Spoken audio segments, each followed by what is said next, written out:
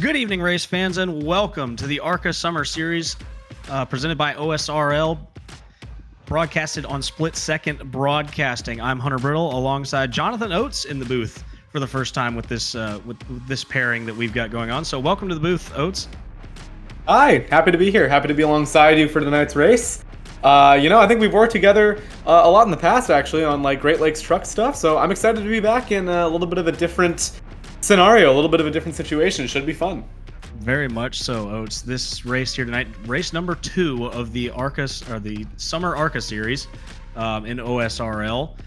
Just a little refresh on the rules. Both ARCA cars in iRacing, the old ARCA cars of ARCA Break fame, and the new, more boxy modern day ARCA cars on the track at the same time, racing each other, and they'll be going head to head tonight. It looks like we've got 20 drivers on the grid for this one. 150 laps tonight, and a quick reminder that if anyone in the old ARCA car wins the race, they will earn a $5 bonus. So look for those pointier bodies to be heading towards the front, trying to get that extra cash.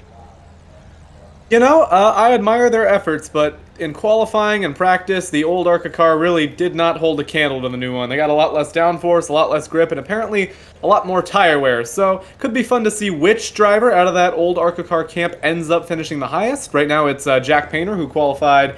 Actually, no.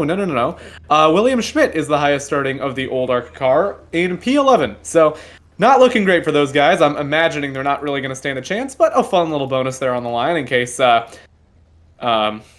something incredible happens. But to me, it's looking like the new ARCA car is probably going to prevail.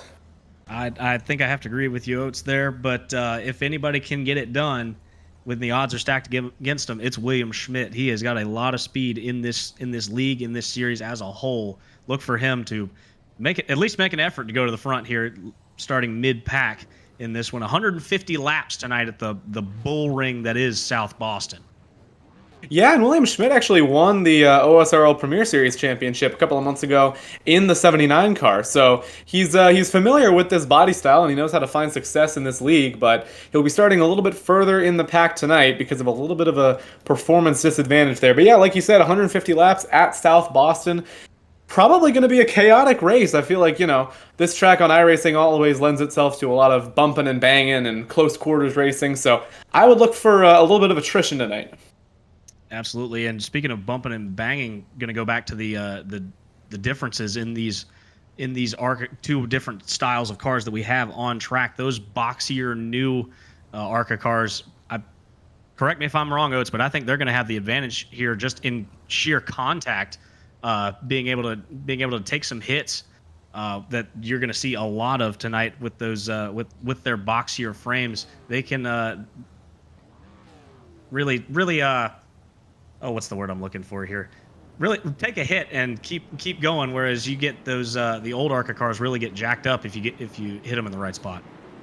Yeah, I think in terms of taking contact, you're right, but I do think that the new ARCA cars are a little bit more aero sensitive than the old ones. They just have a lot more, it doesn't look like they do, but they, under the hood and on the outside, have a lot more aerodynamic bits and bobs that you got to take care of. So I think they could be a little bit more affected by slight contact, but for sure, I think they're going to have an outright advantage in terms of taking hits. As the field has now started its pace laps, before we take the green flag, let's run you through the starting lineup, or at least the first part of it, before we get going green here. Mo Perry is the driver on pole tonight. Great showing for Mo. We'll have to see how he can handle leading this field to the green, see if he can hang on to it. And Austin Mongold will line up to the outside in second. Yeah, some varying OSRL experience there in the front row. Mo Perry's been here since season 1. Austin, he joined part-time a few seasons ago. Row 2, Nolan Sanford. He'll start to the inside of Nathan Kiani. Kyle Nadeau in the 55 will roll off from the 5th spot. Triple nickel there in row number 3. And Braden Movick in the 42. A lot of speed out of that car. Look for him to go to the front. He will roll off from the 6th spot. And row 4, Harry Grindell, longtime OSRL driver, will start to the inside of Season 8 Premier Series champion Cole Freilich. John Felber rolls off the 9th position with Corey Rexford to his outside, rounding out that top 10. And in the following row, I just want to make sure we're actually going to have time for this. Yep. The following row, William Schmidt, Season 9 champion, will start to the inside of Andres Varas, a new name around here that I have not seen before. Griffin Jones lines up in the 13th spot with Adam J. Harrington to the outside in 14th. Fields received the one to go signal this time, so let's run through the rest of this real quick. Tristan Baker starts 15th, Jack Painter 16th, John Daniels 17th, Madeline Roten 18th, Shane Sweeney 19th, and Trey Patton rolls off from the 20th and last spot. Pace car about ready to dive onto pit road, leaving the field in the control of Mo Perry. Green flag is out. We are racing here at South Boston, and Austin Mongold is already on the gas.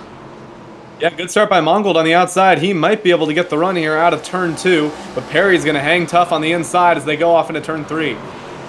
They'll be side by side. Ooh, big moment there for Braden Movick back in the 5th spot. He'll slide up and concede a couple spots there, as now Mo Perry has solidly placed himself in control of the lead of this race and leaves the 92 of Mongold and Nathan Kiani there battling for the 2nd spot.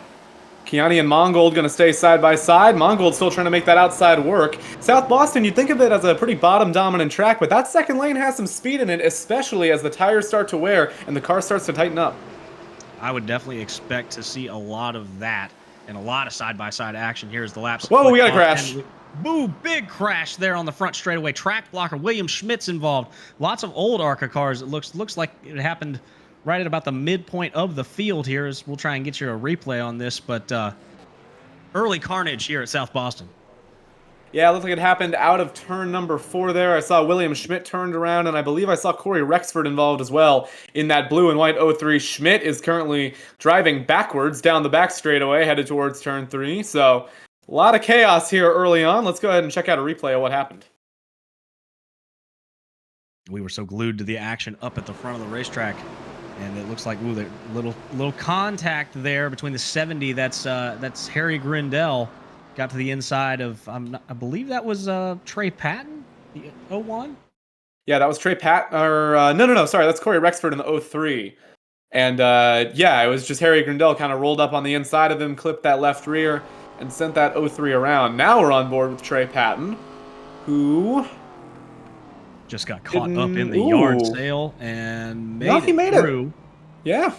Excellent use of the brakes to navigate through the carnage that was the front stretch, and so minimal cars involved in this one, very surprisingly. Yeah, carnage already. Lap number 4, first caution flag of the night here, as Barney the Flagman waves that yellow flag. And another real big point with South Boston and this short track, you're not going to have a whole lot of time, Oates, to repair any damage. This is these are fast pace laps at a really short track. Oh, yeah, no, I mean, if you want to get damage repaired, you're kind of out of luck. Pace laps here about 33 seconds. That's almost how long it takes to get into your box. So, yeah, you're probably better off just staying out. I'd say at the very least, you don't want to go any more than 1 lap down so you can get that lucky dog. But, yeah, for the most part, not going to be a lot of opportunities for damage repair. Boy, Adam J. Harrington there in the 4 Coors Banquet machine just got out ahead of the pace car, trying to maximize his damage repair as much as possible. We have received the 1 to go signal. I don't even know if he's going to get back to the field here, as now the pace car dives onto pit lane. Mo Perry looks to wind him up again here. Green flag's back out, and Mongold's right there with him once again. But Mongold has the spot, or sorry, Mo Perry has the spot into 1. Yeah, Perry took a nice defensive line to turn 1, kind of hit the apex early. That allowed him to clear in the race lead, but Mongold is hanging tough. But here comes Kiani on the inside. Kiani going to jump up alongside that 92, and he might even clear for 2nd. He's got it into turn 1. Move that 17 car to the 2nd spot. Nathan Kiani wrapping that bottom line, making it work all the way up to that silver medal position as they leave the rest of the field. Now, as we got another spinner in the back, that's Tristan Baker is around. Caution flag is out once again here in what appears to be a solo incident. Everybody gets going rather quickly. Yeah, it doesn't look like he even went fully around. Yeah, it looked like second verse, same as the first. But he was able to get it righted a lot quicker here as we go back and get your replay. But I didn't catch the car who was to his inside. But it doesn't take much to send these cars around, Oates. Yeah, I feel like iRacing is a pretty contact-sensitive sim. Oh, well, never mind. Baker actually did that to himself, got clipped by the 84 of Andres Varas. that kind of pitched him back in the right direction. So self spin there for the 51 machine. He actually won the season finale of the Premier Series last season. Fun little tidbit there. Tristan Baker trying to continue his winning ways here. Not the start that he wants to his night here at South Boston, but it's a long race, Oates, and there's a lot of time to make that up, especially if these caution flags keep falling the way they do. It's a long race, and I mean, anything really can happen. There's a lot of hungry drivers out here, and there's a lot of aggressive drivers out here. I feel like really anything could happen to promote someone maybe in the 5th spot up into the lead. You never know when the top 4 are going to take each other out. So this is definitely one of those races that you just have to stay in it. Even if you got a lot of damage, even if you spun yourself out, you just got to hang with it until the end and see what you can get out of it. Exactly the positive attitude that will be needed to win this race here tonight as the pace car field continues to pace around here. Now we've received the 1 to go signal, so everybody will double file back up to get this show underway once again. Mo Perry continues to show the lead and show the way. He nobody's really even had an opportunity to go up and challenge him, but I think that driver in the to his outside in the 17 car of Nathan Kiani, it looks like he's going to be the early favorite to go try and take that lead from Mo as pace car is off this time. We are back racing. Kiani and Perry get about an even start, but Perry's going to lead the way into turn 1. Kiani drops back, and here comes Muvik looking on the high side. He'll have the run off turn 2. He's going to get to the outside of Kiani as well. Got around Mongold, and now he's looking for more. Yeah, Mongold's really struggling on these restarts. Has now dropped back to 5th as now Cole Fralick goes around the outside and is still trying to contend for that position. It takes a little bit to get these passes completed, though. It's not a whole lot of room to make something happen. You really got to dog the car that you're trying to pass and work them over for a couple turns, it seems. Yeah, you got to work for it. I mean, and sometimes a little contact is going to be involved. There's not a lot of room on these tracks, and these cars, they turn well enough that you're not really slowing down that much for the corner, so you really got to make use of any opportunity you can to pass. As you see John Felber battling with Austin Mongold, who's going to go around off the bumper to the 13. The caution is out for the 3rd time tonight, and it's Mongold spinning around in the front straightaway. The 92 car gets it righted there on the front straightaway. Lap number 18 brings out our 3rd caution of the evening here, and it's just once again, well, I say once again, contact down to the inside, and it's around goes Mongold, who I mean was just dropping like a rock. Just can't seem to get set a really fast time in qualifying, and now just can't seem to find the space to try and find that speed once again here. Now that other cars are around on the racetrack. Yeah, Mongold definitely had an impressive qualifying performance, but I think in the race it's a little harder to keep it under you. These cars, they have a lot of grip and they have a lot of downforce, but they almost have a deceptive amount. You think you can lean on it more than they can, and you go to lean on that right rear, and sometimes it gives out, which I think is what we're going to see here. I think that spin started before any contact from the 13. We'll have to take a look to verify that. This is a bumpy track too. Oh yeah. This isn't entirely based on contact. This is a rough track to try and muscle these cars around, these big clunky heavy cars around. So these aren't the late models that you'd see on a short track Saturday night in South Boston. It takes some skill and some strength to wheel these things around. Yeah, definitely. It takes a lot of I almost want to call it brute force precision. You have to really muscle the car into the turn and kind of get it to do something that it doesn't inherently want to do, but you still have to be precise about it. You still got to hit the right lines. As you can see from the onboard here of Felber, that Mongold just kind of dropped it, and at that point, Felber couldn't really get out of the way, so that's what brings out your 3rd caution. With these long sweeping turns, you can really, I mean, Felber was trying to maintain that momentum and try and stay with them, and just really didn't have anywhere to go when Mongold checked up. So that's the nature of this short track race, and it's tight, close quarters. And with this one, like I said, big sweeping corners. It's not a tight roll get on the brakes hard and roll the corner like Martinsville. You've got a lot of time in these corners to have to navigate all these bumps. As now pace car dives back onto pit road. Here we go once again. Mo Perry takes the green flag now. A little contact there with Kiani, trying to really solidify that lead position. Here comes Braden Muvik now to the inside. Move that 42 car up to the 2nd spot.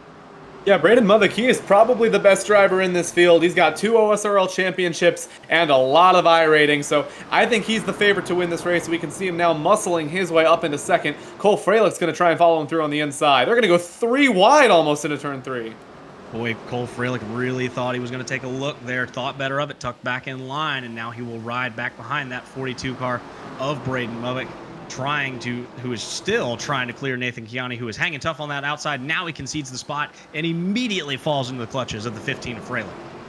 Yeah, Fralick's going to just follow him through on the inside. You know, the outside lane has a little fight in it, but I think that bottom lane is where you want to be right now. Next battle on track is between Sanford and Nadu. They're going to go side by side for 5th. And that looks like it'll sort itself out now as the 52 of Sanford elects that bottom lane, and they will go single file now. We'll take a look at Felber. Not. Look at Felber on the outside. Yep, Felber's trying to make it work there, rolling that top side. See if we can, as we ride on board, see if he can make something happen here. But it looks like he's got, who is that in front of him? Kyle Nadu there in the 55 right in front. Really holding up that progress, trying to take that that wider arc and really get that run off the top side. Yeah, I mean, you can see there is a second lane here, and there's a lot of drivers that are kind of starting to migrate up there. I feel like, you know, with the new dynamic track system that iRacing has, that bottom lane is going to get heated up. It's going to lose grip, and that second lane might come in handy here. Look at Nadu just fighting back on the outside. An absolute dogfight going on for the 5th spot as John Felber's got nowhere to go. Just got to hope that one of these guys gets by and that he can sneak through. Now it looks like Nadu's going to slip back behind Sanford there, and here comes the 13 of John Felber now, who will go 2 wide with Nadu. Now they will be side by side, and now Nadu falls back. So maybe that top side, you got to manage that top side, manage these tires. They'll get hot quick. Yeah, you got to manage it, and it'll come and go, too. I think that high line is going to be useful for a couple laps, and then it's kind of going to get overused. But you saw Sanford there in 3 and 4. He looked like he went way up the track. Meanwhile, looking back a little bit throughout the field, we see Griffin Jones. I believe he's the highest running of the old ARCA cars. We'll go on board with him. So he navigates that 12th position. Sorry, nope. 17th position. It says it on screen. I should have known that. Schmidt and Harrington side by side in front of him. Schmidt's going to get that spot on the outside. That's the old car driving around the new one. There you go. So, and I said it at the top of the show, if anyone's going to have some fight in him, it's going to be that 79 car of William Schmidt trying to make his way through this field after getting caught up in that first lap accident. Meanwhile, back up at the front, Mo Perry has checked out, but there is a fight going on for the 2nd spot as now Cole Fralick draws alongside of Braden Mothick, now has to tuck back in line, but those guys are starting to go at it here for this number 2 spot. Look at this, though. The field is moving up in the corners. You saw it there with Fralick and Mothick. They're all entering high and kind of trying to get the run off the corner. They did it there again in 3 and 4. So with such a short track and these cars not really fitting their environment, these drivers are having to adapt, and they're moving up the track. They are making new lines out here. Yeah, I noticed that when Mo Perry was able to check out pretty early, he seemed like the first one to really go up there and really arc that corner down off and get that run, and that's how he's managed to maintain this lead. But now, as does happen in on iRacing, everyone else has followed him up there, and now it looks like that 42 might be leading the 15 right back to his bumper here. I believe a little bit quicker that time. Yeah, about a half a tenth faster there, so that gap might disappear here soon as these tires start to wear, and the experience shows us now Fralick is up to the 2nd spot.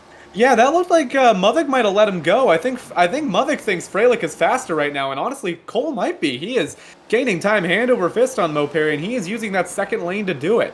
Take a look at this. Cole Fralick, he's not even cutting down on exit. Well, he is there, so he kind of ruined my point. But in 1 and 2 last time by, Cole Fralick did not go back to the bottom of the track. He is running high, wide, and handsome. Well, maybe that was just a mistake because he just did it 2 laps in a row. But well, it's an incredibly late arc. They're staying all the way up there, so it's understandable to think that to think that they're going to be running that 2nd lane all the way around. It's an incredibly late apex down off the corner to try and get that run down these. I don't want to say long straightaways at South Boston, but that's where the ground is being gained here, as now he's within 3/10 of the lead. Cole Fralick is on the march. battle behind, Harry Grindel's on the inside of Madeline Roten. That's for the 9th position. They're going to stay side by side out of turn number 2. You can see Roten using that high line, but a little bit of contact is going to send her up the track, and Grindel's going to go by on the inside. Roten tries to fight back to the bumper, but she's got nothing. Move Harry Grindel up to 9th. Classic And the battle short for the lead track is down to move. 2/10. Yeah, classic short track move from the 70 car as he dispatches of Madeline Roten. Meanwhile, back up at the front, you said it, Oates. Cole Freilich is there. He is on Mo Perry's back bumper. Now, what does Mo Perry do? Does he change his lane to have to protect from that from Cole Freilich's charge, or will he stay with that up high late apex that he's been running that's been working for him so far? Freilich is there no matter where he goes. I think Freilich needs to do the opposite of what Mo is going to do into the corners in order to take advantage. If Mo is going to enter wide, Freilich needs to use that opportunity to dive down the inside, to take that gap right there. Freilich could have gone for a dive bomb and just tried to make something happen. You know, get alongside, see what you can do. Freilich had a little tight there in the middle 1 and 2, so he's going to drop back just a little bit. But he is going way high to try and get this run. He's trying low, he's trying high. Cole Freilich desperate to get this move done and try and check back out, because this battle has brought the 42 of Braden Movick right back to their bumper, and not far behind is Nathan Kiani. We might have a 4-car battle for the lead here if these guys can't sort it out. And Freilich is trying the apron now, so he is really throwing everything at Mo Perry to try and get the lead. But I think that that's important. At a track like South Boston, you need creativity. You need to be able to run different lines. I feel like that's kind of an overlooked skill in iRacing, because a lot of times you got to stick to just what you know. But Cole Freilich is showing how important it can be to switch it up a little bit. As he gets into the quarter panel of Mo Perry, loosens him up a little out of turn 4. How does that affect the mental fortitude of Mo Perry? Now he knows what to be expecting. The dive bomb from Freilich now trying to get to the inside. Won't get it right there, but boy, was he close. Freilich inches ever closer to that lead. And you can see Mo leaving the bottom open is moving Cole Freilich further down the track. He tried there in 1 and 2. This time he's going to stay in the middle, so maybe there's just not a lot of grip in that bottom line. Here he comes again. Nothing there. Boy, we are going to have some absolute brawl for this lead. There's Braden Movick comes sliding in, has to get hard on the brakes. These guys all over each other here as we've now clicked off 50 laps in this one. Oh, contact, and there goes Mo Perry into the 42. They crash for the lead. That'll give it to Cole Freilich and spin the 54 out. Caution is out. That is not ideal. Nope, that is not what you wanted to see. We had such a great battle going on.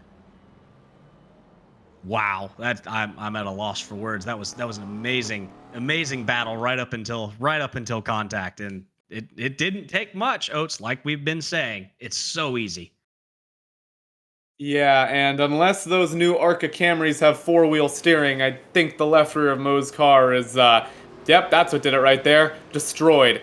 You can see the toe is all off on that. That car is not going to be going anywhere in a hurry. Heartbreak for Mo Perry, who dominated the early half of this race.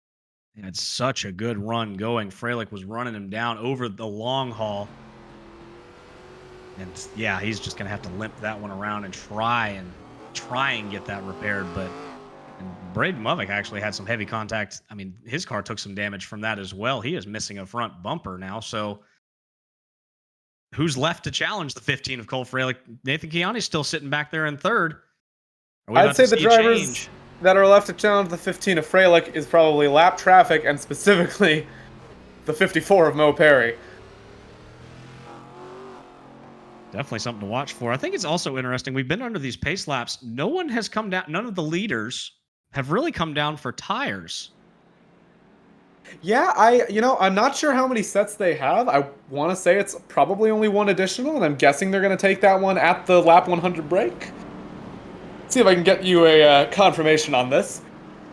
Based on what I'm seeing. 2 tires. Oh, sorry, I'm yawning. 2 tire sets. 2 tire sets. Okay, there you go. So that would be why. I mean, well, we're at lap 50. I'm really surprised that nobody's come down for tires, but nobody has, and the field's stacked up to get racing once again. Freilich has the lead now. He will control this restart. Pace car dives on the pit road. Green flag's back out. Great jump from the 15 of Cole Freilich. What does Braden Movick do? Still trying to power around on that outside, but now Freilich will scamper away now to that sole lead and leave the rest of the pack scrambling for positions. Well, we'll see if Movick can do anything, but he's missing a lot of front downforce with that front bumper gone, and that's going to hurt his tires over the long run. So You know, we'll see. Mubik is a really good driver. If anyone can overcome that deficit, it's him. But not looking too good, as there is a five-way battle for third. Kiani on the inside of the 52, and it is mayhem behind them. Yeah, boy. 52 and Nolan Sanford really rolled that topside really well, and he's still doing it, still to the outside of Kiani there. They will stay side by side since the restart here, as, I mean, he's going all the way up to the wall, but Oates.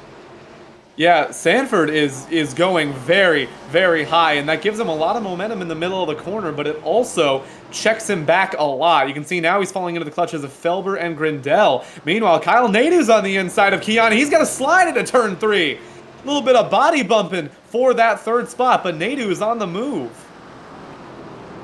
They'll be side by side, door to door through turns 1 and 2, and now looks like Nadu's really making that inside work, as now Kiani is going to give up that spot, move the 55 car up into the top 3 for the first time tonight. Could we see a march forming from that 55 camp?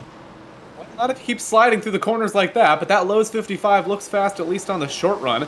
Meanwhile, Grindel is still trying to work over Nolan Sanford, who is committed to that high line, with John Felber waiting in the wings as well. You know, I'm impressed by Felber. He's only raced a couple of OSRL races. He's usually stuck around the mid-pack, kind of towards the end of the field, but tonight he is putting on a good showing. He is running up inside the top 10 and maybe looking at the top 5. Well, we talked about the skill earlier that these short tracks require. It's a different skill level from those 1.5 miles and super speedways that you see a lot in the OSRL Premier Series. So to see that 13 car doing so well up here, a happy surprise, we'll call it, but a good run from the 13 car of John Felber so far here, as he has cracked the top 7, still trying to work over Harry Grindel. He is not leaving that 70 car to run away with it. Yeah, definitely. And you know, I think it's a more fun skill personally. I feel like in order to be good at a short track, you really, not only do you have to know the lines, but you really got to be familiar with the cars, as there's contact in the back. Adam Harrington got into the back of Griffin Jones, and Madeline Roten almost plowed into that. So things kicking off towards the tail end of the field, as meanwhile Baker and Sweeney are side by side for 8th. Yep, they're the only cars side by side right now on track as they continue. And now, yeah, Mongold rolling that top side, and Tristan Baker can't seem to make that bottom lane work, as he is slipping back now with those runs that come into the outside. Yeah, Baker is struggling just a little bit, but you know who's not struggling? Mo Perry. He hasn't really moved back through the field, but despite having a basically parachuting left rear tire, he is hanging tough inside the top 15. Boy, look at that left rear just hanging out completely sideways and still managing to run competitive lap times, as he is stuck behind the 79 of William Schmidt, who, I mean, this is a tight-knit group right here. We've got some good battles in the mid-pack. You know, dare I say it's helping him turn? I mean, think about it. The left rear is pointed to the bottom of the track through the corners, as Kyle Nadu is going to go ahead and take away second from the injured Braden Mubik, and the caution is out. Caution is out, and it's for the 84 of Andres Varas. Solo spin there on the front straightaway. Caution flag is out at lap number 70 here, as he's still sideways here. We'll go back and get you a replay. Wasn't quite a full spin, but it was quite a hard hit into the inside, and it launched his front bumper about halfway into turn 1. So take a look here. He's side by side with John Daniels, and it's just going to be a little bit of contact off the corner that sends that 84 into the inside. So that 02 of John Daniels, yep, got loose and come down, and that contact, I mean, the contact coming down sent the 84 right into the wall here. Some pretty substantial contact, I'd say. Ooh, buddy, there goes the bumper. Yep. Well, it popped back on at the end, but it's more fun if we cut away before iRacing does that. I agree here, as now we've got pit stops from I believe that's an old ARCA car there in the 20. No, that's a new ARCA car. I lied. Shane Sweeney pits from the 8th spot now to come get service and fresh rubber. That'll be interesting to watch, to see how these new tires march through the field, or well, at least try and march through the field here. Really seems like you get gridlocked a lot if you get stuck back in that mid pack. But Sweeney, one to keep an eye on here as we get ready to go back under green flag conditions. Grindel came into the pits as well, and what's interesting is that this track is so short that these drivers are actually having to take 2 tires at a time in order to stay on the lead lap. So Grindel came down, he took rights, got back out, came back, and then took lefts.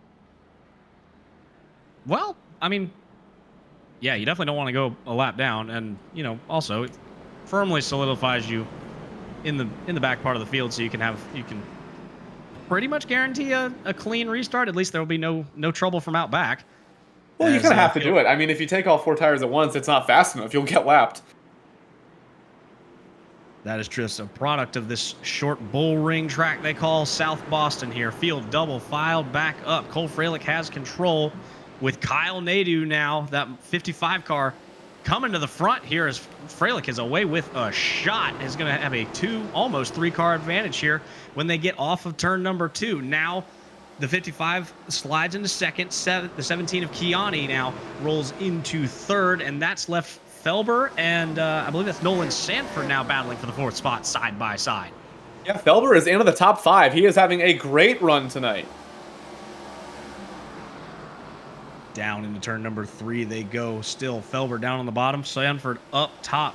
And Sanford was one that was making that top side work in that last run. Will we be able to see him have that same success now that the tires have had one more heat cycle on them? They're still door to door as everyone else is starting to stack back up behind them now. As I believe that's who's that? Austin Mongol trying to rebound from that earlier incident. He is now stuck behind these two who are doing battle. And watch for that 79 car. William Schmidt took tires on the last caution, so he's going to be at a disadvantage in terms of his car, but he's going to have fresher tires, so we'll see what kind of difference that can account for. He's running on the outside of Tristan Baker. I mean, and that's really the lane to go right now. You basically just go where the old tires are not now, as he is going to power around the outside of Baker and still wrap this top side here out of turns 3 and 4 this time. So William Schmidt on the move with that fresh rubber. I mean, his tires are 60 laps fresher, at least, than the rest of the field. They're 70 laps fresher than most of the field, so he's definitely going to have an advantage, but he is still going to be down on grip. And power as Mongold slides all the way onto the pit entrance, but keeps it going and rejoins safely. Good recovery there by Mongold to not cause any more problems, as Mothick with the new fresh bumpers on the inside of Baker. We stay green here with that big slide from Austin Mongold, who now has to work from the back of the field once again here with a lot less time to do it now as we've crossed the halfway point in this race. But yeah, Braden Mothick also on the charge here as he will now dive down to the inside of the 13 of John Felber for that 6th spot. Well, strategy-wise, Mothick is in an interesting position because he's on fresh tires and he has his new bumper, but that means that if he takes tires at the lap 100 caution, he's not going to have any for the rest of the race, while a good half of the field will. But if he doesn't take tires, he's going to get swallowed up by everyone that does. So we'll have to see, and John Felber slides but saves it, but the same cannot be said for Shane Sweeney, who goes back up the track, collects Baker, and just at the end, Grindel gets taken out as collateral. That was a rough watch. Out. Yeah, that was the wreck that seemed like it never was going to end here, as now Harry Grindel gets that car righted after going for a little bit of a reverse joyride. I mean, Yeah, sweet. Ooh. Sweet little J-turn there by Harry Grindel. That was smooth. Very nice recovery from the 70 car. Yeah. I think that's just a case of new tires just running over the old tires, as Shane Sweeney was the one who had those new tires. And yeah, well, heavy contact for the outside wall for the 13 of John Felber, and right into the corner. Where do you go for Tristan Baker? Oh, that's a hard hit at the end. But what I'm a little confused about is I'm not sure if Sweeney got loose or what, but it looks like he almost turned right on the 13 on the straightaway. So that was kind of a tough watch. I think what happened was the 13 got up into the wall and then bounced off and came back down. No, you're right. The camera angle didn't really show it that well from that angle, but I believe that's what would happen. I don't like to assume ill intent, but it's... No, you're right. I just looked at the stranger replay, to it on iRacing. Yeah, no. There was nothing there. Meanwhile, Felber did come down pit road along with the 03 to presumably get damage fixed and tires. Everyone else is going to stay out. What shouldn't be lost in this is that we only have 5 cars now who still have not come down to take their tires, and that moves the 79 of William Schmidt in the old ARCA car up into the top 5. The march is on. Yeah, good play for William Schmidt. I'm not really sure how it's going to work out long term because you obviously can't keep this pace advantage for the rest of the race, but you know, and get him a little track position and give him a little bit more room to play with. So that'll be nice. We are going back green this time, by the way. Cole Freilich has chosen the outside lane. One to green this time. Now, yeah, an interesting choice from Freilich to choose the outside. Maybe just trying to get that outside roll in there, and he will do just that. Wow, and he's going to leave the second row there to do battle for themselves. The 52 of Sanford and the 55 of that's Kyle Nadeau. Yeah, I do believe we're calling this race from darkness, but it's all right. Cole Freilich's going to get away with the lead coming to lap 89. Nadeau's clear for second, and Sanford's clear for third. So now it's between Muvik and Kiani for that fourth spot. But here comes William Schmidt now on the outside of Nathan Kiani, who now drops back. Schmidt on those new tires, still trying to make that top side work, and he will get it done this time. He will now have the advantage over the 17 of Nathan Kiani. Move Schmidt up into the 5th spot now. Yeah, 5th spot for now. I mean, he ran all the way near the wall in 1 and 2, but he's only got 10 laps until that, I guess, 2/3 mark break. They're still side by side for third. Muvik's on the inside of Sanford. He's going to try and power up the inside, but Sanford not having any of it's going to come back on the outside. We're doing radio style. The broadcast crashed. Yeah, door to door down into turn number 3. Muvik on the inside, Sanford on the outside, still side by side as they flash across the line now. As now the leaders have to work past the lap traffic now of the 01 of Trey Patton. Now the top 2 in Freilich and Nadeau have gotten by, and now Nadeau is taking the fight to Freilich for the lead. Yeah, Kyle Nadeau is all over the back bumper of Cole Freilich. He's going to go down to the inside. He's got a clear track ahead of him. Freilich getting a little loose on the outside. I think he's starting to feel the pressure. Most definitely so. Now Kyle Nadeau making those old tires work. Has he saved his stuff up better than Freilich, or is the nighttime cooled this track down more to Kyle Nadeau's liking? Either way, as we've got contact in the back, Shane Sweeney once again up into the outside wall. Caution flag is out. And he's in the middle of the track. They were 4 wide off of turn number 4. You had to know, or off of turn number 2. You had to know that wasn't going to work. And Harry Grindel is livid on the radio at somebody. I don't know who, but he is mad right now. We're getting down I think it's a Shane Sweeney. Tempers are going to flare at a short track like South Boston on a Thursday night. Thursday night thunder here in the OSRL ARCA Summer Series.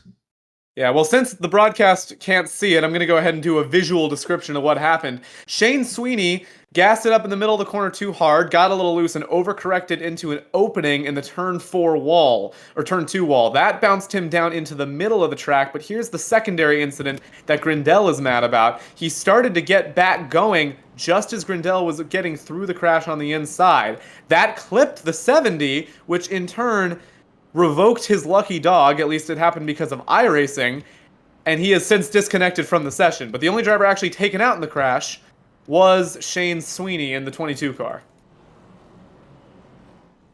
A multi-car incident to bring out the caution now at South Boston. Right at, you mentioned it, Oates, the competition caution will come at lap number 100. We're on lap number 97 right now.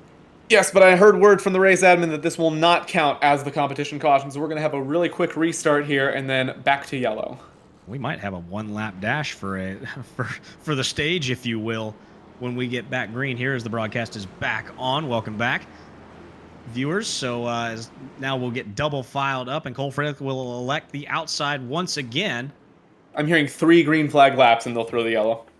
A 3-lap dash to a competition caution here as we're getting re-racked and restacked to go once again. Freilich to the outside, Nadeau down to the inside, and William Schmidt in the 3rd spot there, right to Freilich's back bumper. Freilich can't get away from him in any series. Here they go, 3 laps to decide it for the competition caution as Freilich skippers away, and now Schmidt still wrapping that outside. He's looking for second. And Nadeau couldn't get going at all. That opened up the opportunity for William Schmidt to get by on the outside. I think this battle for second is going to solidify the stage win for Cole Freilich. But William Schmidt in that old ARCA car is dragging that outdated equipment on fresh tires up to the 2nd spot. You can teach an old dog new tricks, and William Schmidt's proving that point right now. They'll flash across the line this time. 1 lap to go in the stage here as they're still side by side off of turn number 2 for that 2nd spot. Nadeau not going away on the bottom. Yeah, Nadu tried to get a lot in the middle of the corner there, but I think it hurt him on exit. He might be able to hang on unless Schmidt can get the run off. It'll be Schmidt at the line, but the caution's not out yet. That battle for second will continue on. But look at that. Schmidt just gets a huge advantage wheeling that outside. Nadu still trying to hang tough on the inside. There it the is. caution flag. So Cole Freilich will come to the caution flag, retain that race lead, but what a great battle there between Nadu and Schmidt for that second place spot, and everyone else back behind him there was just along for the ride to watch as Braden Movick has rebounded into the 4th spot, up and around Nathan Kiani, who rounds out your top 5. 50 laps to go here in South Boston. Braden Movick has done an exceptional job in this race, and William Schmidt's going to stay out under caution. That is a bold choice, and Braden Movick is too.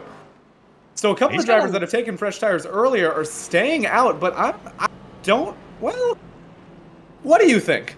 I applaud this move, to be honest with you. In races like this, where especially at a short track, where all the carnage seems to be happening in the mid to back of the pack, where you get all those checkups from the action in the front, the front is the 110% the safest spot to be on track. So we will have to see how these early favorites in Freilich and Nadu will be able to slice and dice their way through this field and deal with a lot different action than what they're used to seeing up at the front of the racetrack. Yeah, definitely. Now, what this will do is it's going to mean that the first driver on fresh tires is going to be in P6. That's with Cole Freilich. We've extended the caution just a little bit here. Interesting of note, John Daniels is reporting his tire wear is 89% across the right front and the right rear. Meanwhile, Nolan Sanford is reporting 82 on the right front, 85 on the right rear. What's interesting about that is that Daniels is in the old Gen 4, which I heard had worse tire wear. But it seems like percentage-wise, it's a little bit better. Well, maybe those old tires might be just easier to maintain or easier to handle. Excuse me, in that old equipment. The further we get in this one, also could have been just turning the wheel a lot harder, which is possible at South Boston. Yeah, it could have also been differences in how long they were running on those tires. I don't think both of them were running since the beginning, but anyways, we got an old Gen 4 in the lead, and I'm not sure how this went last week, but this could be the first time we have an old Gen 4 leading. Based on what happened at Michigan, where the old ARCA cars were at a significant disadvantage, this will be the first time in this series that a old ARCA car will have control of the race. So we're gonna see a dogfight here between the 42 of Braden Movick in shiny new equipment, new with an asterisk based on the contact that he's had, and William Schmidt in the old new equipment. Well, if anything, it's really new equipment because that front bumper is less than 70 laps old, and we're 100 laps into this race. Must be a pretty well-funded team if they had just had a spare one of those lying around. Have to be. Field's double filed back up as Schmidt will now pick the top side as he will follow Freilich's suit. I mean, you can't blame him. Freilich had that top side rolling on the restarts that he had control of. Pace car will now dive onto pit road, and Schmidt will have the field all the way up at the wall for this restart. He's now away, but Braden Movick is right there at his quarter panel down into 1. Yeah, Movick is a really good restarter. I think choosing the high line there was a little bit premature on William Schmidt's half. So I think Movick is going to have the advantage here through the corners. Schmidt's going to fight back, though, and he does still have those fresher tires. And here comes Freilich going for 4th and then 3rd. Yep, here come those new tires. Is now Cole Freilich making use of them, rolling that bottom side as they're still side by side for the lead here. William Schmidt not going away on the top side, and Braden Movick, they're both sideways off of turn number 4, trying to get everything they can. Daniels is going around up into Kyle Nadu. Caution flag is out. Huge crash in the back there. 4 cars involved. John Daniels involved. That's the 53 of Griffin Jones. Up, heavy contact to the nose of that car. Cautions breed cautions. Involved, but I think there was only one car that actually crashed there. Everyone else kind of just bounced around a bit. Griffin might have some back end damage, but didn't look too bad of overall. Kind of the effect of having such low speeds here at South Boston. So we'll see here. There were 3 wide, and I think Daniels just got loose out of turn 4. Couldn't quite get those rear tires to hook up. He's on the apron. That started unsettling the car, I think, and there it went. Yep, he was just trying to keep it trying to keep it pinned down because he knew they were 3 wide, not trying to come up into those 2 cars up above him. And that was that wreck took the entire front stretch to materialize. But unfortunately, carnage ensues in turn number 1, and caution flag is out as we get he's already loose on corner exit now, trying to save it. Yeah, you can see the 03 over Rexford there at the top of your screen getting kind of involved as well. I think he just tagged the wall with his quarter panel. He should be okay. Griffin Jones, though, took a big hit there to the back end. Might give him a little bit of damage.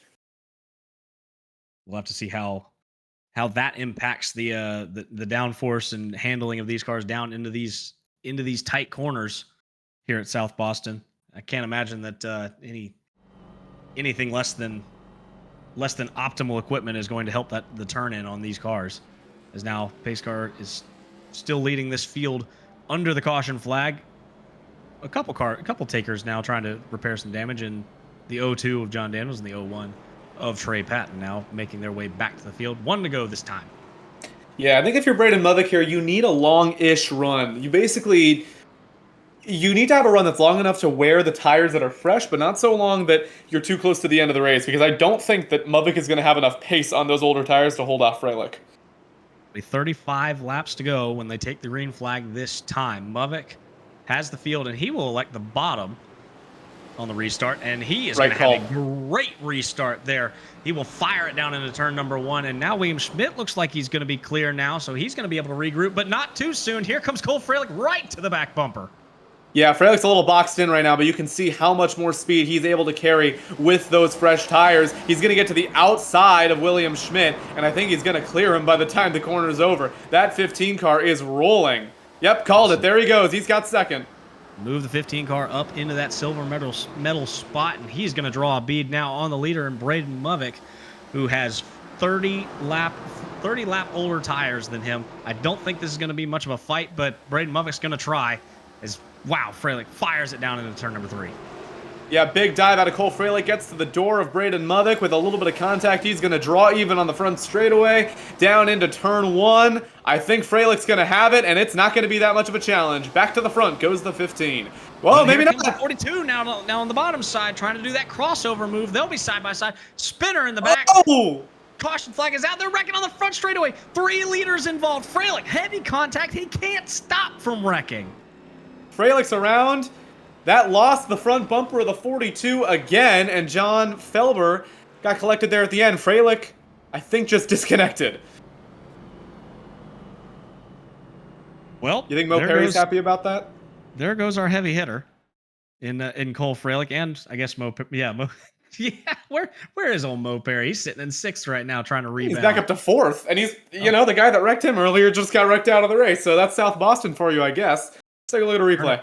Turnabout is fair play here, as Braden Mothick will now be the sole leader will have control of the race when we go back green, as we get a replay here, and that's contact. Freilich was kind of pinching him down there on the exit. Could have been up a little bit higher, but that's just close quarters racing. Yeah, I think Mothick just got tight. I think at that point in the corner, you got to be pointed a little bit more towards the straightaway, and I think the front end just wasn't quite giving him enough on those old tires. It happens, and it's unfortunate, but yeah, I'd say pretty common occurrence there. And Mongold actually got spun around separately of that. We're on board with John Felber, who, that's tough. Nowhere to go. Couldn't go to the top side. He had 2 cars to his outside, and unfortunately, Freilich just spins down right in front of him. Yeah, and Freilich has since quit the race, so that is Dunzo for the 15 machine, and it will hand the lead back to Braden Mothick, who does not have a front bumper. Well, he's used to it, so at this point, I still think I have my money with the 42, but the 17 of Kiani has been in the top 5 pretty much the entire race, or at least with the contenders throughout this entire race. Does he have something for the 42 car, who now elects the top side now? Mothick to the outside on this restart. An interesting choice going back and forth here. We'll see how it works out for him as pace car dives on a pit road. Mothick's looking for the green flag. Green flag's out in the air, and he will get away quite handily now, as here comes Mo. Yeah, that is Mo Perry on the outside, trying to go back to the lead. A stutter step there on the restart. Kiani Started to go, stopped going, and ended up getting left in the dust. Mo Perry on the outside of him. Now Bikani's not giving it up. He's almost putting him in the wall out of turn 4. That is some tight racing for P2 as Braden Muvik is scampering away without that front bumper. Kiani knows how hard it is to pass, and he doesn't want to give anything up here. As now Nadu's looking to the inside, trying to make it 3 wide, but they'll stay 2 by 2 now. As boy, Nadu's working that bottom lane, and it's Kiani's not leaving him a whole lot of room, but there's just enough that he can get that nose picked up in there. Contact with the 54 cars. Now Nadu's going to go through to third and try and set his sights on the 17. Kiani was using that right rear to kind of push out the driver on his outside, and that's dangerous because if they catch your right rear, you're going straight into the wall. But it works in this case. Nadu's going to get sideways and saves it. He really trying to get everything he can on corner exit. He still maintains position. We're still riding in the 3rd spot. But this has brought everyone back to him. Nolan Sanford now trying to attack Mo Perry there on the bottom with John Felber riding on, waiting for a slip up. Yeah, I think if we get enough of a run, well, never mind. Caution's out. Caution's out. I believe that's Trey Patton in the 01 and the 53 of Griffin Jones around in the back. Yeah, that's 2 cars on the front straightaway. What I was going to say is that I think if we get enough of a run, whoever's in second is going to catch Braden because, you know, not having a front bumper, it'll hang on for a little bit, but once you get into a run, I mean, those tires are going to be working overtime. Take a look at a replay of what happened, and, well, pretty self-explanatory. Classic off of turn 4 racing here at South Boston. Ends it with both cars in the inside wall. Seen that a couple times tonight. That's just short track racing, I believe, as Joey Logano once said. Yeah. These cars really can't take a lot of contact on iRacing. You gotta keep it squeaky clean if you don't want to spin someone out. I've always found that a little bit unfortunate. Kind of wish we could lean on people a little more. Definitely got to baby these things around this bull ring of a racetrack here in South Boston, Virginia. 20 laps to go this time, or rather it'll be 19 when we cross the line. So bearing down on the finish here, does anyone have anything for Braden Muvik? And you said it, if Kiani can get some breathing room in that 2nd spot, or anybody who emerges from that 3rd through 6th gaggle, can they run him down? Do they have the time to run him down? These laps fly by here. I think so. I think you need a good enough jump to at least stay on the quarter panel of the 42. You know, you can cheese the restart a little bit, maybe try and get a run up to the line. But I think as long as you can kind of hang with Muvik, you're going to be faster than him if you're kind of near-ish him on pace, especially, you know, once the run kind of goes on. But I think if we just get a couple more, like, short-term restarts here, I think Muvik might have this one in the bag because he's fast enough that it's going to take him a little bit to get past. He likes that outside, too. And he's got great restarts. You mentioned it earlier. Great launch from that 42, and no matter which lane he picks, this time he will elect the outside. Once again, Kiani will line up to the inside with Mo Perry starting that outside in row number 2. Nadu down in the bottom in 3rd. Yeah, notably the left rear on that 54 car is all patched up. Pace car dives on the pit road. Braden Muvik has the green flag. Ooh, Kiani's a little bit hanging with him that time. Nope. Muvik down to the bottom. He will have control of the race when they get out of turn number 2. Now, here's the interesting part. The top 3 now have sorted themselves out. Does Kiani, can he get to the back bumper? He's right there off of turn 4. Yeah, I think crucially, Kiani's not fighting with anyone right now, so he's got all the space in the world to contend with that 42 car. Perry into the back of Kiani gets him a little bit loose in the middle of the corner. He'll fall back into the clutches of Nadu and Felber, but I think Kiani's got a real shot here if he can just stay on Muvik's bumper, maybe move him out of the way a little bit, or just find some breathing room on the inside.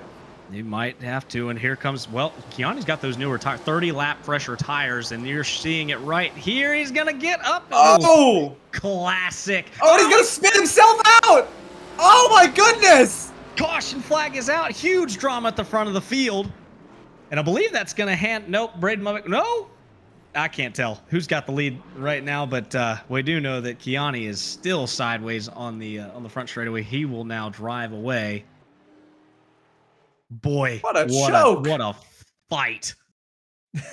Sorry, some different reactions there, but Kiani had that pass in the bag and then hit Muvik for no reason, and then, I mean, we're friends, I can say this, spun himself out of turn 4. I don't entirely know what his plan was there. He's trying to drive back to the bottom of the track, steps on it, slams into the 42 again, and then spins himself out. No, no, no, no. I think he underestimated how much he sent Mavik up the track. Thought he was going to have a better run, and then yeah, you mentioned it. Put that loud pedal to the floor, and it broke the rear of that car loose just enough for the 42 to get back to that quarter panel. And Yeah, unfortunately, we know what happens when cars get to quarter panels. yeah, that was clumsy. Kiani slides up into the 42, and then you'll see it right here. He doesn't have the angle or the grip for what he's trying to do, and around it goes. You got to get the car pointed first, then you get on the gas. It's oh man, didn't even get the clutch kick right to get it spun back around. That is really unfortunate. Credit to Kiani though for not taking anyone else with him. These are narrow straightaways. We've seen a lot of cars just pile into these wrecks. So a credit to Nathan Kiani for keeping it down on the bottom and nobody else getting involved. Yeah, yeah, definitely. I mean, the thing is, Braden Mavik is such a good driver that I feel like a lot of these guys get intimidated when they get up with him, you know? Like, even though they have fresher tires and they have a faster car, it's intimidating. You know, you're passing Braden Mavik. It's easy to slip up. So we'll see if Nadu can step up to the plate and remain a little bit more level-headed as we go back green this time by. 10 to go. Yep. Double file now. Once again for the restart. Mavik now elects the inside, just changing it up almost every other time, it seems, as now there's a stack up there on the restart. Mavik's still going to get away, but that's going to allow some breathing room for Nadu to roll the top side. He's there to his outside as they head off down the back. Yeah, Nadu's going to try it on the right rear. Big send by Mavik, but that's going to leave the bottom open. Here comes the 55. Kyle Nadu on the inside, and that Lowe's machine is beating its way to the front. Mavik's holding him tight, but I think Nadu's going to have the advantage. I mean, textbook crossover move last time through 3 and 4 now to get Nadu down on the preferred lane. As we've got a spinner in the back, that's Madeline Roten around up into the 03.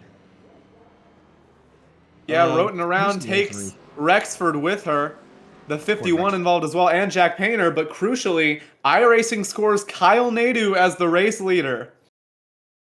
And as these laps click off here, that is a huge advantage for Nadu, who just managed to squeak the lead out right at the time of caution.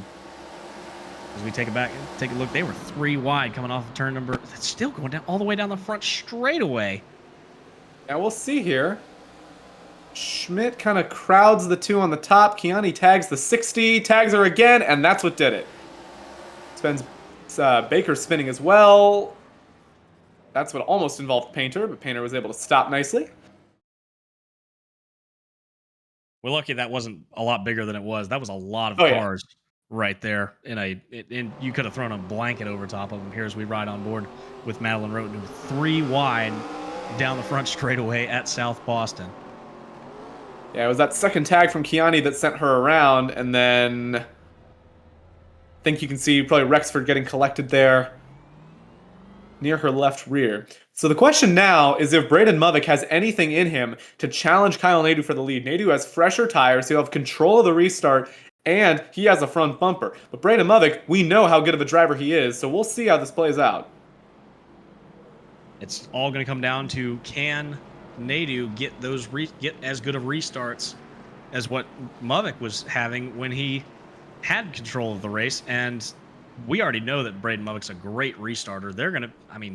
This is going to be really interesting down into turn number 1. That's all I can say.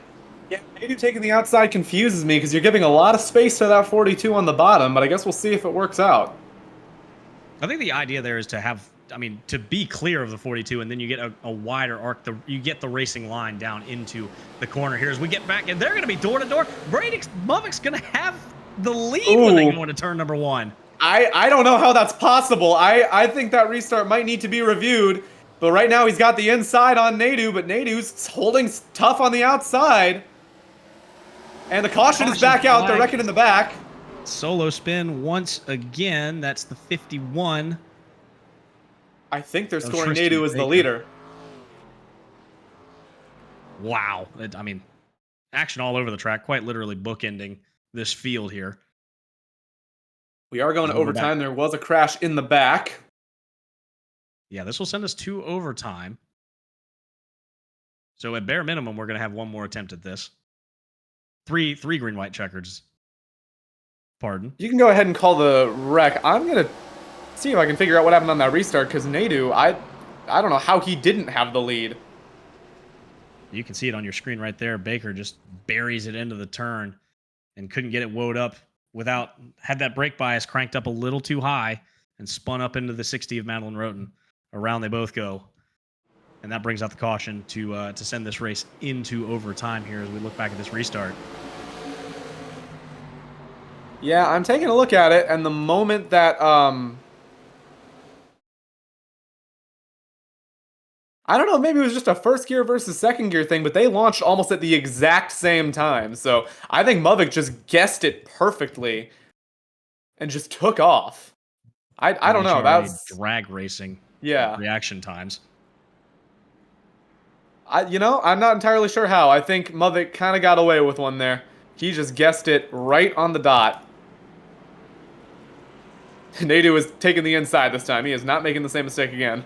And I can't blame him. That's going to be your safe bet there. Keep that 42 on the outside and try and get a better restart this time. They'll be double filing up for the green flag next time by. Yeah, even if the inside's a little bit slower on exit, I think you still have a lot more control of the corner being there. Interesting stack up. Mo Perry was up on the outside wall, causes a little bit of a kerfuffle there on the outside, but they get it all rightened. Green flag's back in the air, and whoa, Muvik almost down into the door of the 55. They're still going to be side by side. Can Nadu edge him out? Yes, he will. Move that 55 car to the lead. Oh, it's going around. Into the wall he goes. Oh, Mo Perry's involved. They're not throwing the caution. They're going to keep it green. White flag is out. 1 lap to go for Kyle Nadu. Kyle Nadu is now running away with this thing. The fight is now for that second spot between Sanford and John Felber, whose praises we were singing, but nothing going to be done. Oh, they're crushing the track in the middle of the corner. Madeline Roten is upside down. Kyle Nadu still wins. Felber second. Schmidt third. Oh man, that's chaos quite interesting at the end of this race. Nadu gets the victory. Felber second. Schmidt third. Excellent effort from him tonight. And you have to question the decision making to stay yeah, well, on thank track. God that didn't affect the outcome of the race, but I'm not quite sure how that happened. Huh. Kyle Nadu wins. Holds off Braden Muvik, who got spun in the second to last lap. We'll take a look at a replay of what actually happened. I don't think Nadu has any car to do burnouts with. He piled into that wreck after the checker for fun. Yeah, Felber gets it. Oh, well, I don't know if Muvik hadn't had it saved. There was contact there on the quarter panel down the straightaway. I don't think he got a handle on it before they got to the corner, and he was just Tokyo drifting through the turn. Yeah, there were a lot of interesting decisions made there on the last lap. Look at a replay here. I think I'm gonna say Felber was still trying to gather it back up because he got a little contact from Kiani, and that's what kind of started that whole mess. What I don't fully understand is why Roten, well, first why the caution didn't get thrown, but also why Roten didn't tow back to pit road. Interesting decision making all around. Quite a lot of decisions were made on that last lap. But Kyle Nadu, he found the smallest gap he could between Roten and the inside wall. The loser of all that was Nolan Sanford, who exited turn 4 in 3rd and came across the line in 7th after hitting the 60. Being robbed of a interview spot tonight is Nolan Sanford right there. Heavy contact from the upside down car of Madeline Roten. I didn't think it was physically possible to get upside down at South Boston. I think we did it a couple times tonight. Overall, though, pretty clean race, honestly. Not that many cautions, pretty standard short track action, and Kyle Nadu plays the strategy just right, comes away with a win. So credit where credit is due. He's in the waiting room now. Should I go ahead and bring him up? Let's go ahead and bring in our winner tonight, Kyle Nadu. Kyle, it's Brittle and the boys up in the booth. Got a copy? Yeah, I got you guys now. Well, congratulations on the win, man. It was awesome. You had awesome speed all night and just positioned yourself right there at the end to be, I mean, I'm at a loss for words, honestly, because of the events of the last lap. But a great win. Having the tire advantage over Muvik certainly helped. But I mean, you had speed all night long. How are you getting around this track so well? I uh, I come from primarily short track based leagues, and South Boston has always been one that I've just gelled with. So I figured, I had to miss Michigan because of another prior league commitment, but yeah, I figured South Boston's probably a great chance for me to show up and showcase my talents, and survived and came home with the win in the first start. So pretty stoked about that. Well, that would explain it. We talked about it during the broadcast. Uh, it takes a different skill set to wheel these cars around a short track, and you did it almost to perfection here tonight, getting that 55 car to victory lane. Oates, do you have anything? I'm just still I in shock do. and awe. Kyle, you had a great battle with Braden Muvik throughout a lot of the second half of that race, and coming down to the wire, Braden, I mean, we know how good of a driver he is, but you were able to hang with him. Walk us through that battle. How was it? It was just kind of, saving my tires, seeing where he was pushing, and I noticed he didn't have his bumper, so that's also impressive. Wow, I can't imagine if he had his bumper, man, that would have been tough. It was still very, very tough. Don't get me wrong. But yeah, I would catch him on the bottom, and then once he started to run the bottom because he was running the outside, I knew it would take him a little bit, and I'd been running the outside and inside pretty much evenly throughout the race.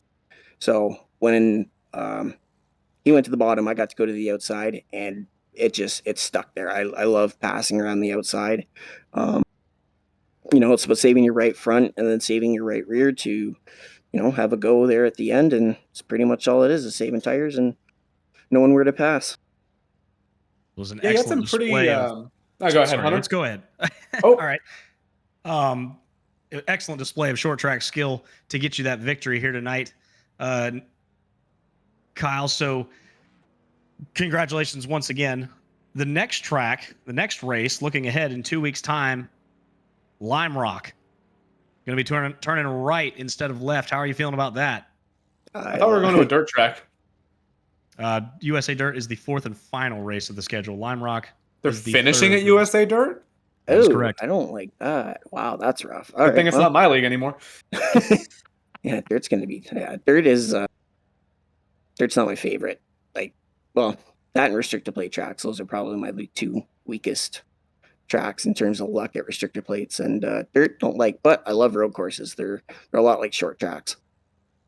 That is true. I've actually had that same feeling myself. You get those hard braking zones down in there, and it takes some skill to wheel those things around. So we're expecting a good run from you that next race at Lime Rock in 2 weeks' time. Before we let you go, enjoy your win tonight. Do you have anybody to thank for your awesome run? I want to thank you guys for putting on the broadcast. Everyone in OSRL for having a very clean, fun race. I know short track cautions happen, but I think there was a stretch, probably 30 or 40 laps, where we went green. That was amazing. I love clean short track racing, and this for a new league, I'm already really impressed. That's impressive. All the fans watching, and my girlfriend for allowing me to do this every Thursday night. I know it takes up a lot of time, but I'm appreciative of you, and I love you. Yeah, and everybody out there. Well, thanks for talking to us, Kyle. Congratulations once again on your win. Go enjoy it, and hope to see you next race at Lime Rock. I plan on it. Thanks, boys. That was your winner, Kyle Nadeau. I want to bring up John Felber, your second place finisher and a longtime friend of mine, kind of. John, you finished second. Oh, I didn't know you had a join noise. That's funny. John, you finished second, and not only that, but you are, I think, one of you might be the only driver in this field that follows me on Instagram. So it's pretty cool to have you finishing in second place. How was that race for you, man? It was a lot of fun. I was kind of getting tired of constant cautions, but there was a couple times where we actually had a couple runs, and honestly, me getting second was probably a little miracle. Yeah, definitely. I mean, there was a lot of chaos in that race, but your pace was pretty good overall. And well, you're kind of a newcomer to this league, and you've ran okay in the past, but tonight things seemed to kind of click. What was the difference? Just avoiding wrecks, really. I feel like I only really ended up in 2 incidents. That one that took Cole for Alec out, and then the other one where I shipped Braden on accident. Sorry, Braden. But yeah. Yeah, it was a great run for you, finishing second. Is there anyone you want to thank? Uh, nah. I mean, I guess actually thank you, like Kiani, Madeline for just like getting me involved in this league, and then also you guys for hosting this thing and just providing a good league to race in. Yeah, anyone to thank? He said, nah, what a power move. John Felber finishes in second place. Hunter, you got anything for him? Congratulations on the run, John. It was great to see you. Great to see you up there battling. I mean, with the top guys pretty much all night long. Great run from you. Thank you. All right. Let's go ahead and bring up William Schmidt. Yep, your third place finisher, William Schmidt. Welcome back to the booth, Schmitty. In the old ARCA car, making the old equipment proud here tonight. Take us through your run here tonight, will you? Man, I thought I was gonna be really off pace at the beginning of it because I think I qualified 11th, and I mean I didn't feel like I was making up a whole lot of ground at first, but as the race went on and as some people taking tires earlier and all that getting mixed up, I took my first set. I want to say I don't know, maybe 10 or 15 laps before the stage break, and like that new set of tires, I don't know what it did, but like I just felt on rails from there, even when the tires were kind of worn. And I mean, hey, we led a lap or two, but oh man, that was a lot of fun. That was a lot of fun. I wish that last wreck was a caution. I don't know why it wasn't or why Irsig didn't throw it, but yeah, that would have lined me up on I think fourth, and I think I might have had at least something from there. But yeah, third is cool. I feel really bad for Nolan though. He was gonna get third and then slammed into Madeline. I feel awful for him, but yeah, it was a lot of fun. It was really cool, challenging for the lead though with the old car. That was a lot of fun. Yeah, that was a great sight to see the old and new doing battle there right in the forefront. Was a great shot, great battle to watch really too. I mean, just great battles all over the racetrack tonight.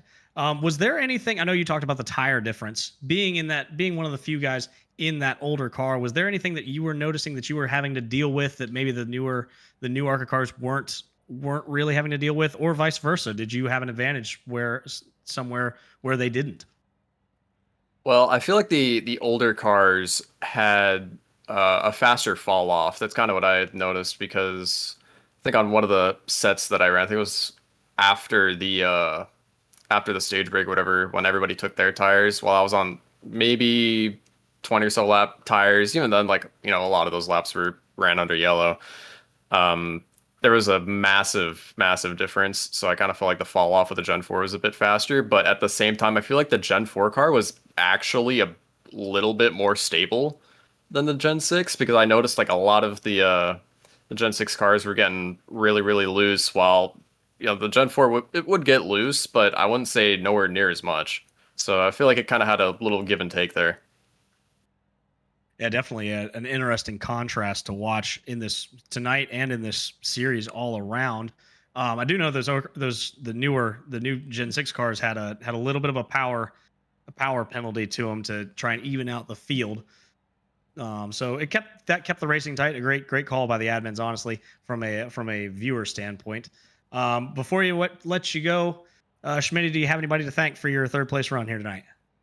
Yeah, of course, first and foremost, I want to thank the field for putting on an awesome race. That was a lot of fun. I normally don't like racing South Boston because it's normally a wreck fest, but this was a lot of fun. The field did a great job racing. I want to thank you guys for broadcasting, and I want to thank everybody who puts this league on for making this possible. Well, it was a great run for you tonight, Schmidt. Thanks for talking to us, and we'll see you in 2 weeks' time at Lime Rock. Yep, thank you guys. Alrighty, and that'll wrap up our interviews for the evening. Oates, closing thoughts on a wild race at South Boston. That was a good race. I love short tracks. I love good short track racing. And yeah, that was a good time. Congrats to Kyle Nadu on his first OSRL sanctioned win. One for the record books for sure for Kyle Nadu, your winner here tonight. Let's take you through the final rundown before we say good night. Kyle Nadu, your winner. John Felber brings it home in the second spot. William Schmidt winds up third. John Daniels, a strong run from him tonight. Up and down, really, all over the place for the O2 car. He winds up in the fourth spot. Trey Patton, who ran at the back for a large portion of this race, winds up in the fifth spot out of nowhere for the 01 car. Great finish for him. Austin Mongold had his fair share of adventures tonight.